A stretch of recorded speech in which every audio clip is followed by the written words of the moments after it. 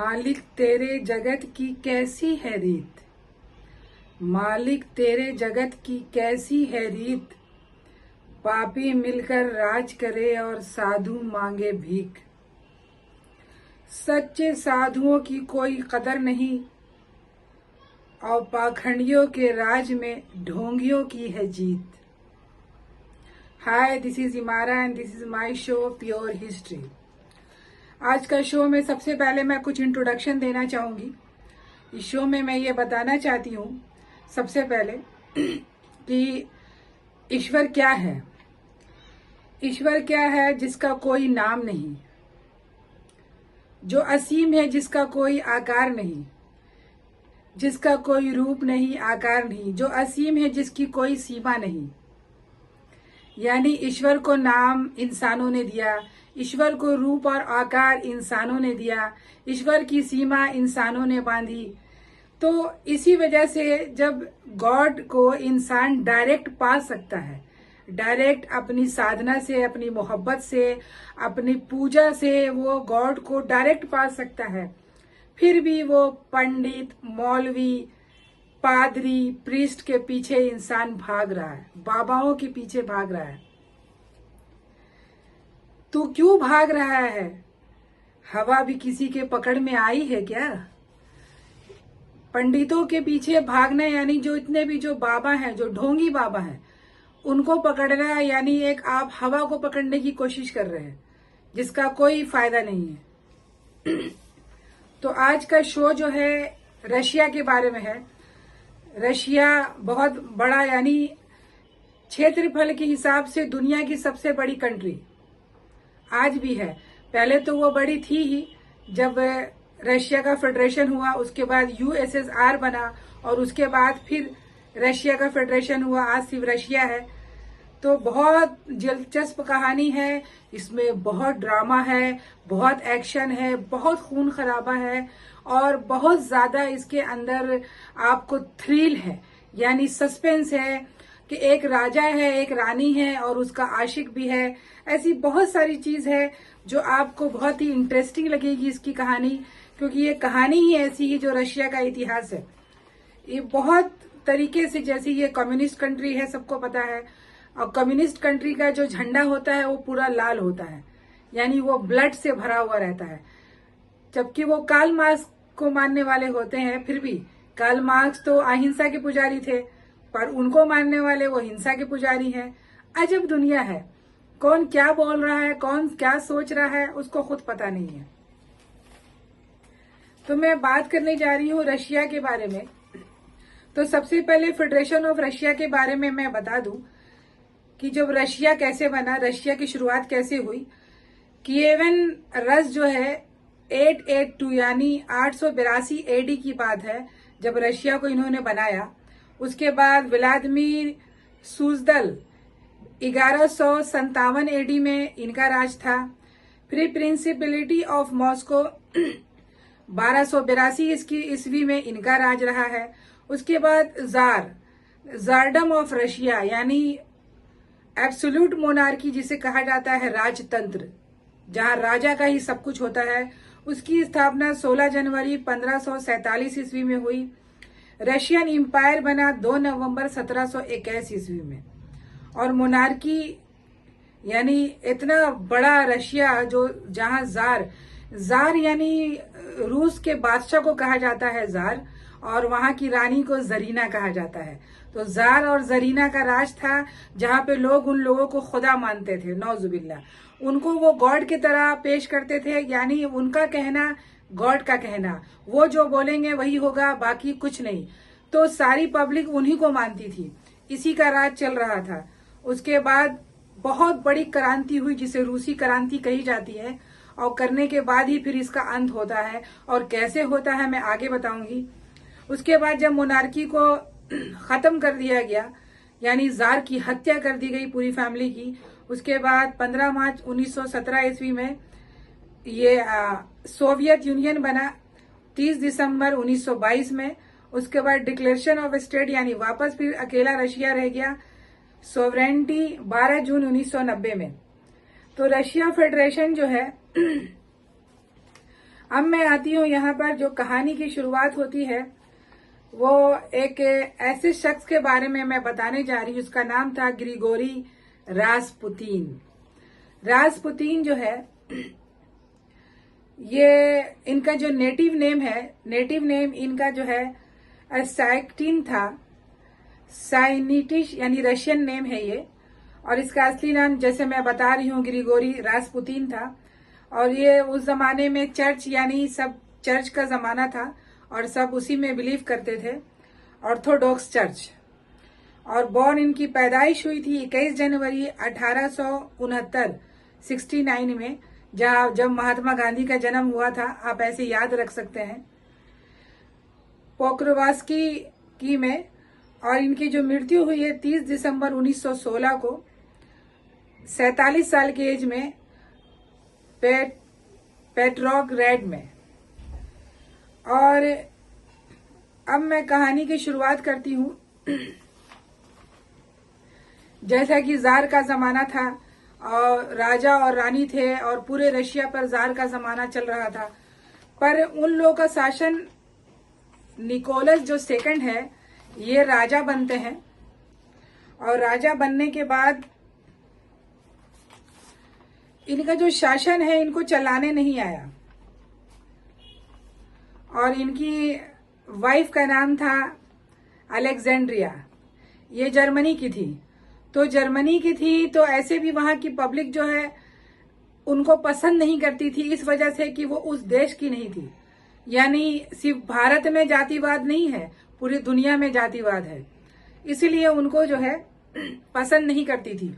और ऐसे भी जो निकोलस सेकंड है वो अपनी रानी को बहुत ही मोहब्बत करता था, बहुत ज्यादा प्यार करता था। और इतना प्यार करता था कि पागल था उसके पीछे, जो रानी बोलेगी वही वो करता था। और रानी जो है उसी का हुक्म चलता था। तो पब्लिक ऐसे भी उसको पसंद नहीं करती थी। धीरे धीरे रशिया की हालात खराब हो रही थी। उसके बाद वहां पर एंट्री होती है एक ऐसे शख्स की, जैसे मैंने कहा कि ग्रिगोरी रासपुतीन।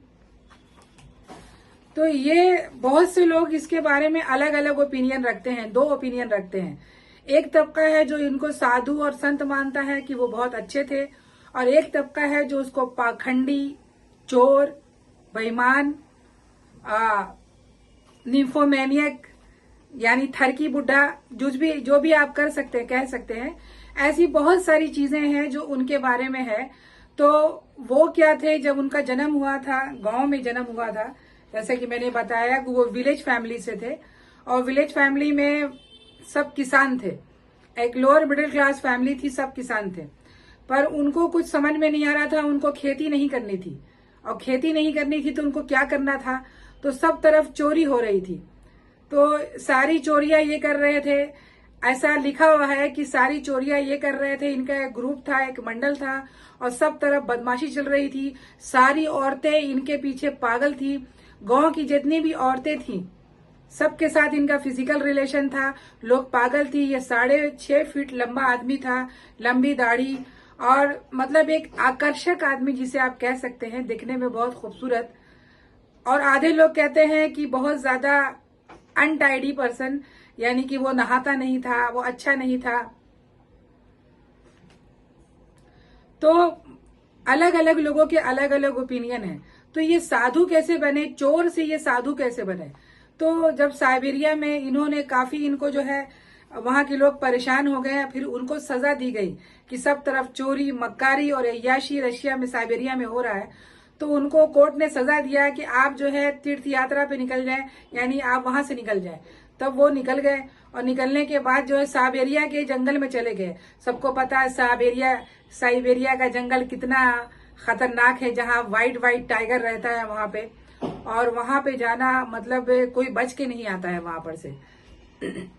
तो साइबेरिया के जंगल चले गए और इन्होंने एक अलग दूसरा रूप धारण कर लिया है। अब ये बाबा बन गए, यानी पहले ये चोर थे, बाद में ये बाबा बन गए। और बाबा बनने के बाद जब वापस अपने गांव लौटे तो लोगों ने देखा कि ये एक नया रूप है उसका, रासपुतीन का। और वो लोगों को बुलाने लगे अपने पास। बुलाने के बाद वो सबका हेल्प करने लगे, मदद करने लगे। मदद करने लगे और कहने लगे कि आप आओ हमारे पास, मैं सब तुम्हारे दुख दूर करूंगा और तुम्हारी मदद करूंगा। और ये जो बोलते थे वो होता भी था। ऐसा नहीं कि ये सिर्फ बोलते थे, ये तुक्के की बात है या लक की बात है। ये जो भी भविष्यवाणी करते थे ये सब होता था, वाकई में होता था। तो इस ढंग से इनकी पॉपुलैरिटी बढ़ने लगी और बहुत ज्यादा बढ़ने लगी इनकी पॉपुलैरिटी। और पॉपुलैरिटी इनकी बढ़ने लगी, लोग जानने लगे कि ये कौन है। ये चोर से साधु बन गए, महात्मा बन गए। और महात्मा बनने के बाद ये बहुत फेमस हो गए। बैठे बैठे ये इतने फेमस हो गए कि सारे लोग इनके बगैर गांव का कुछ होता ही नहीं था। सारी चीजें यही करते थे, लोगों का इलाज करते थे। पर एक चीज था, उस वक्त भी औरतें इनके पीछे पागल थी। ये इनको कहा जाता है बहुत ज्यादा इनके पीछे पागल थी। तो रशिया में तभी जो है निकोलस सेकंड, यानी वहां का जो जार था उसका नाम निकोलस सेकंड था, उसी और उसकी वाइफ अलेक्जेंड्रिया थी। तो इसके घर में 4 बेटियां थी और कोई भी वारिस नहीं था, यानी बेटा नहीं था। सबको बेटा चाहिए, बेटा नहीं होगा तो गद्दी पे कौन बैठेगा, राजा कौन बनेगा। इस वजह से बहुत कोशिश की जा रही थी कि एक बच्चा पैदा हो, जो बेटा पैदा हो। तो एक बच्चा पैदा हुआ और घर में बेटा पैदा हुआ। 4 बेटी के बाद बेटा पैदा हुआ निकोलस सेकंड को। खुशियों का ठिकाना नहीं रहा। पूरी कंट्री, देश में लोग खुशी मनाने लगे कि उसका वारिस पैदा हो गया है, उसका राजा पैदा हो गया है।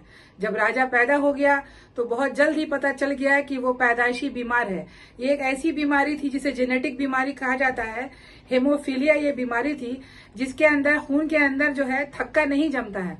यानी जैसे कि हम लोग का जो शरीर है, जब कहीं पे कट होता है तो थोड़ी देर बाद फिर अपने आप थक्का जम जाता है और हमारा खून रुक जाता है। पर इस बीमारी में क्या होता है कि अगर कहीं पे कट गया, कुछ हो गया, तो ये खून बहना शुरू हो जाएगा, ये रुकेगा नहीं। तो ऐसी खतरनाक बीमारी, जेनेटिक बीमारी थी और ये अलेक्जेंड्रिया की तरफ से आया था, उसकी फैमिली में ये बीमारी थी। तो इस वजह से जो है यहाँ पे जो है अब बहुत सारे लोग परेशान, सारे पादरी लोग परेशान कि क्या किया जाए। बहुत इलाज चल रहा है, बहुत सारी चीजें दी जा रही है, सब चीजें चल रही है। और उस लड़के का नाम था एलेक्स रखा गया। ऐसी खतरनाक बीमारी से वो जूझ रहा था। तो अभी क्या किया जाए। अलेक्जेंड्रिया हर हाल में चाहती थी कि उसका बेटा ठीक हो और राजा भी यही चाहता था, क्या किया जाए। तो जब इन लोगों को पता चला कि उसके राज में कोई ऐसा साधु है जो लोगों को ठीक कर देता है और टच करने इलाज कराता है और जो बोलता है वो सही होता है। अब तो अलेक्जेंड्रिया कुछ भी करके वो चाहती थी कि उसका बच्चा ठीक हो जाए। हर लोग यही चाहेगा, क्योंकि इतने जमाने, सालों के बाद उसके घर में वारिस पैदा हुआ और वो भी ऐसी भारी बीमारी से ग्रस्त। फिर जो है ग्रिगोरी और रासपुतीन की एंट्री राज परिवार में होती है। उसे बुलाया जाता है और बहुत ही मिन्नतों के बाद, उसे बुलाने के बाद उसे बोला जाता है कि आप हमारे बच्चे को ठीक कर दें। तो उसने जब देखा, तो जाते ही उसने देखा कि बच्चे को जो है, उस जमाने में जो है एक दवाई चलती थी एस्पिरिन, वही दवाई दी जाती थी। और इस दवाई से जो है वो उसका ब्लड और भी बढ़ जाता था, उसकी तबीयत और खराब हो रही थी। तो जाने के बाद उसने सबसे पहले ये काम किया। उसने कहा, उसको ये चीज पता थी, वो इतनी जानकारी थी रासपुतीन को, उसको पता था। उसने कहा कि आप ये दवाइयां बंद कर दो और कोई भी दवाई नहीं देगा, जो मैं बोलूंगा वही होगा और मेरी बात माना जाएगा। इस ढंग से सबने उनकी बात मानी और जो है उसकी दवाई बंद कर दी गई। धीरे धीरे वो ठीक होने लगा और वो बिल्कुल ठीक हो गया। अब तो रानी और राजा सब बिल्कुल ये हो गए बाबा भगत, जिसे बोलते हैं कि जो बाबा बोलेंगे वही हम करेंगे। अलेक्जेंड्रिया उसके पीछे इतनी पागल हो गई। लोग ऐसा कहते हैं, बहुत सारे हिस्टोरियन ने लिखा है कि रासपुतीन और अलेक्जेंड्रिया का फिजिकल रिलेशन था, यानी उनके बीच नाजायज संबंध था। यहाँ तक कि उनकी बच्चियां जो हैं उनको पापा भी बुलाया करती थी। और निकोलस सेकंड को ये पता भी था, क्योंकि राजा रानी को बहुत प्यार करता था और रानी जो है उस बाबा रासपुतीन को प्यार करती थी। ट्रायंगल लव चल रहा था। इस ढंग से चीजें आगे चल रही थी और धीरे धीरे उसका बच्चा ठीक हो गया और रॉयल फैमिली में रासपुतीन की एक जगह बन गई। यानी राजा को छोड़, रानी को छोड़, जो रासपुतीन बोलता था वही होता था उस राज में। यानी जो बोलता था कि उसी का मतलब हुक्म। इस वजह से सारे लोग परेशान हो गए, वहां की आर्मी, वहां के लोग और वहां के जो पादरी थे, लोग सब परेशान हो गए कि ये क्या है, एक बाहर का आया हुआ बाबा और ये जो है हम पे हुक्म चलाता है, हमें हुक्म चलाता है, उसी का राज चलता है। रानी उसके पीछे पागल है। एक तो वहां की जनता ऐसे भी अलेक्जेंड्रा से खुश नहीं थी क्योंकि वो जर्मनी की थी। उसके बाद जो है वो उसका फिजिकल रिलेशन यानी संबंध रासपुतीन से हो गया। अब तो पब्लिक और भी पागल हो गई, इतनी पागल हो गई कि कैसे भी वो परेशान थी। राज्य में ना खाना था, भूख मरी थी, काम नहीं था, बिजनेस नहीं था, लोग ऐसे ही परेशान थे। पर चूंकि जार था, उसका गॉड था, तो सब लोग चुप थे। इसी बीच जो है रासपुतीन जो बोलता था वो सच होता था। उसने एक भविष्यवाणी किया था कि राजा रानी की मौत जो है यानी उसकी हत्या कर दी जाएगी, और उसने अपनी भविष्यवाणी भी की थी कि उसको भी मार दिया जाएगा, जो बाद में सब सच हुआ। और उसने फर्स्ट वर्ल्ड वार की भविष्यवाणी भी की थी, जो सच साबित हुआ। और फर्स्ट वर्ल्ड वार हुआ और रशिया बुरी तरीके से हारा। यानी जब जापान और रशिया के बीच जंग हुआ तो एक छोटी सी कंट्री जापान जीत गई और रशिया बुरी तरीके से हार गया। इस वजह से क्या होता है कि वहां की पब्लिक और भी भड़क जाती है, क्योंकि सबसे ज्यादा वहां पे कुछ भी सोर्स ऑफ इनकम नहीं था, सिर्फ किसान लोग ही थे। किसान से जो इनकम होता था उसी पे राज चल रहा था, पर उनके ऊपर बहुत भारी टैक्स था, सारे टैक्स उन्हीं के ऊपर थे। पब्लिक बहुत परेशान थी, लेबर क्लास की पब्लिक बहुत परेशान थी। तभी जो है वहां पे एंट्री होती है व्लादिमीर लेनिन की। लेनिन जो है वो कार्ल मार्क्स के विचारों से प्रभावित था। वो कहता था कि जितने भी जो पूंजीवाद है, जो कैपिटलिस्ट है, उनके इस सारी धन को छीन लिया जाए और सब गरीबों में बांट दिया जाए। तो इससे पब्लिक और ज्यादा प्रभावित हो रही थी। उसने एक पार्टी बनाई जिसको बोल्शेविक पार्टी कहते हैं। रशिया में दो चीजें चल रही थी उस जमाने में, एक रेड आर्मी और एक व्हाइट आर्मी। ये दो तरह का गुट बन गया था। यानी राजा ने फिर क्या किया था, जब पब्लिक बहुत ज्यादा भड़क गई, एक बार क्या हुआ, जिसे ब्लडी संडे कहा जाता है, एक बहुत बड़ा हादसा हुआ यहाँ पे। ये 1905 की बात है, जब पब्लिक बहुत ज्यादा भड़क गई और भड़कने के बाद सारी पब्लिक एक साथ जुलूस निकाला और इकट्ठा होकर वो एक जगह पे इकट्ठा हुई। संडे का दिन था, राजा के खिलाफ उन्होंने प्रदर्शन किया। तो राजा ने क्या किया कि उन लोगों की तकलीफ सुनने के बजाय, उनकी प्रॉब्लम को खत्म करने के बजाय उस पर गोलियां चला दी। तो गोलियां चला दी तो उनके ऊपर जो है बेइंतहा लोग, बेकसूर लोग मारे गए, सिर्फ इसलिए कि वो लोग जो है एक जुलूस निकाल रहे थे, अपनी बातें रखना चाहते थे। संडे का दिन था, तो इस वजह से उसको ब्लडी संडे कहा जाता है। और इसको लीड कर रहे थे फादर जॉर्जी गैपोन। ब्लडी संडे कहा जाता है, हिस्ट्री में इसका नाम है, क्योंकि जिस ढंग से लोगों को संडे के दिन मारा गया था, बेकसूर लोगों को, इस वजह से। तो उसके बाद जो है पब्लिक और भड़क गई, ऐसे लोग मारे गए। तो उन लोगों ने कहा कि नहीं, इस बार तो इस पार या उस पार। तो अब ये जार समझ चुका था कि अब उसकी सत्ता जाने वाली है। तो उसने क्या किया कि अब जो है नाम का जो है डेमोक्रेसी लाने के लिए उसने पार्लियामेंट बनवाया, और अपने ही कुछ लोगों को और कुछ जो है जो लेबर क्लास थे, जो किसान थे, उन लोगों को लिया गया, वहां पे बैठाया गया कि आप लोग बैठो और यहाँ पे राजा का भी राज होगा और प्रजा का भी राज होगा। इस ढंग से वहां पे, इसको डोम कहते हैं, ये चीजें वहां पे बनी, डोम कहते हैं रशिया के पार्लियामेंट को। उसके बाद जो है ये चीजें आगे बढ़ी, और जब वहां की पब्लिक को ये, अब रासपुतीन का मैं बताती हूँ कि जब पता चला ऐसी ऐसी बारे में, तो उसको कई बार मारने की कोशिश की गई, वो मरता भी नहीं था। उसके खाने में साइनाइड मिलाया गया, लेकिन वो नहीं मरा, जिंदा था। फिर उसके पेट में चाकू मार दी गई, एक औरत ने मार दिया गुस्से में, फिर भी वो नहीं मरा और वो जिंदा था। अब पब्लिक, अब वहां के लोग परेशान हो गए कि ये मरता ही नहीं है, ये कैसे मरेगा, इसको मारा कैसे जाए आखिर। तो फिर वही होता है, वहां का प्रिंस था, प्रिंस वेलेक्स, उसने जो है फिर लास्ट में उसको गोली मार के उसको मार दिया, रासपुतीन की हत्या कर दी गई। पर उसकी सारी जो चीजें थी वो सब सच साबित हुआ। अब उसका लक था, ये पाखंडी बाबा था कि सही में बाबा था, ये अलग अलग लोगों का कहना है, पर उसकी सारी भविष्यवाणी सही हुई थी। उसके बाद फिर रशिया में क्या होता है, बहुत बड़ी क्रांति चालू हो जाती है, सारी पब्लिक एक साथ इकट्ठा हो जाती है, दो गुट बढ़ जाता है, ऐसे रेड आर्मी और व्हाइट आर्मी, बोल्शेविक पार्टी और जो है मेल्शेविक पार्टी। तो इसमें क्या है कि जब जार को फिर क्या किया जाता है, बोल्शेविक पार्टी जो है इन लोग जाती है, और जब सत्ता खत्म होता है, यानी सबको पता था कि जार ने क्या किया है, और बहुत ही बेरहमी से जब वो लोग छोड़ के कहीं पे गए, यानी जार ने अपनी सत्ता छोड़ दी, तो फिर जो है उनकी पूरी फैमिली, 4 बेटी, राजा, निकोलस सेकंड और अलेक्जेंड्रिया सबको गोली मार के हत्या कर दी जाती है। ये सही नहीं था, राजा तो गलत था, सब थे, पर उनके बच्चियों को नहीं मारना चाहिए था। पूरी फैमिली को खत्म कर दिया जाता है। जो अभी हाल ही में जो है उनकी लाशें यानी हड्डियां निकली थी और उनकी जो चीजें निकली थी बरामद हुई, फिर उनको इज्जत के साथ दफनाया गया कि इनके साथ ऐसा काम किया गया था। इनको सब पूरी फैमिली को गोली मार दी गई और गोली मारकर जला दिया गया और जला करके दफन कर दिया गया था। जो अभी हाल ही में उनकी अस्थियां मिली और फिर उनको जो है उनके स्मारक बनाया गया कि क्योंकि वो राजा का खून था और पूरी फैमिली राजा की फैमिली थी। तो आधी जो पब्लिक थी जो व्हाइट आर्मी वाली, वो कैपिटलिस्ट थी, वो चाहती थी कि राजा के साइड के ही लोग रहे। पर चूंकि बल्शेविक जो पार्टी थी, जो लेनिन की पार्टी थी, ये चाहती थी कि जितने भी जो कैपिटलिस्ट हैं, यानी कार्ल मार्क्स का कहना था कि जितने भी जो बड़े लोग हैं जिनके पास इतना इतना धन है, जिनके पास इतने इतने करोड़ धन है, जमीन है, सब छीन लो और छीन के सब गरीबों में बांट दो। वही हुआ। लेनिन ने क्या किया, सारे रशिया के जितने भी कैपिटलिस्ट जो लोग थे, उन सब की जितने भी जो धन दौलत पैसा सब छीन लिया और सब गरीबों में बराबर बराबर बांट दिया। यही है तक, इसी को कहते हैं कम्युनिस्ट, यानी कि इसमें कोई भी बड़ा और छोटा नहीं, सबको बराबर बराबर बांट दिया गया। पर ये डिक्टेटर था लेनिन और ये आगे तक, तो इसी में लेनिन ने ही जो है यूएसएसआर की स्थापना की थी।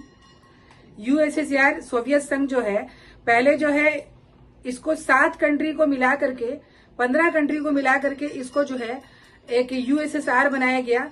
फिर बाद में जो है इसको खत्म कर दिया गया। 1990 की बात है जब जो है यूएसएसआर खत्म हो गया और खत्म होने के बाद वापस से अब रशिया है और अभी जो व्लादिमीर पुतिन जो है यहाँ के बादशाह हैं, तो ये आज भी यहाँ कम्युनिस्ट है, पर एक डिक्टेटर है, यानी यहाँ का डिक्टेटर भी है और कम्युनिस्ट पार्टी भी है। इसमें क्या होता है कि एजुकेशन बिल्कुल फ्री दी जाती है, यहाँ एजुकेशन में पैसा नहीं लगता और कोई भी आदमी के पास सबसे ज्यादा एक साथ धन नहीं हो सकता है और सबको कैपिटलिस्ट नहीं होनी चाहिए। ये इस ढंग से ये कम्युनिस्ट पार्टी ये काम करती है। तो कहने का मतलब ये है कि इस ढंग से जो है राजा रानी और उसके आशिक, यानी रासपुतिन की कहानी तो ऐसी इंटरेस्टिंग कहानी है कि आप जब जानोगे, यानी आप उनकी किताबों को पढ़ोगे तो आपको मालूम पड़ेगा कि एक तबका जो है उनको देवता मानता है कि वो जो है सच में बहुत बड़े साधु थे, उनको बदनाम किया गया है। लेकिन एक जो साइड है वो उनको इतना ज्यादा गंदा बोलता है कि वो इतने अनटाइडी थे, उनके पास मतलब वो झूठा और मक्कार वो ऐसी चीजें थी। पर एक चीज था कि उसकी सारी भविष्यवाणी आज तक सच हुई। उसने जो भी बोला सबको ऐसे ही मारा गया, सबकी हत्या की गई, उसकी भी हत्या की गई। फर्स्ट वर्ल्ड वार हुआ, लोग बुरी तरीके से हारे।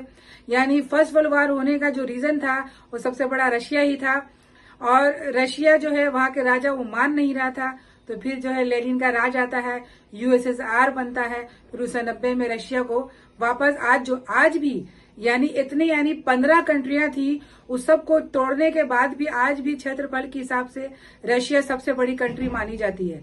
तो रशिया का इतिहास, रूसी क्रांति इसे ही कहते हैं।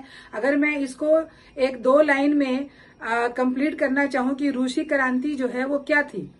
रूसी क्रांति होने का बहुत सारा कारण था। एक तो वहां का जो राजा था वो पब्लिक पे ध्यान नहीं दे रहा था और पब्लिक जो है बुरी तरीके से परेशान थी। वहां पे लोगों के पास रोजगार नहीं था, एजुकेशन नहीं था, उनके पास खाना नहीं था, बिजनेस नहीं था। और उसके सब बाद क्या है कि बड़े लोगों के यानी कि जो चर्च थे उनका इंटरफेरेंस बहुत था। ऑर्थोडॉक्स जो चर्च थे वो ज्यादा इंटरफेयर करते थे और छोटे छोटे पब्लिकों पे बहुत ज्यादा टैक्स था, वो टैक्स लिया करते थे, उन पर जुल्म हो रहा था। इस ढंग से जो है राजा वो हो जाता है, होना चाहिए जो प्रजे की फिक्र करे, पर ये सिर्फ बर्बादी कर रहा था और कुछ भी नहीं हो रहा था। और राजशाही में सिर्फ अय्याशी हो रही थी और कुछ भी नहीं हो रहा था। हर तरफ यही होता है। तो मैं अगर आगे कुछ बताना चाहूंगी तो मैं अगले शो में बताऊंगी कि एक राजा था, एक रानी थी और उसका वो आशिक था, जो बहुत ही थ्रिल और ड्रामेटिक ढंग से सबकी मृत्यु हुई। मैं अपना शो खत्म करती हूँ। धन्यवाद।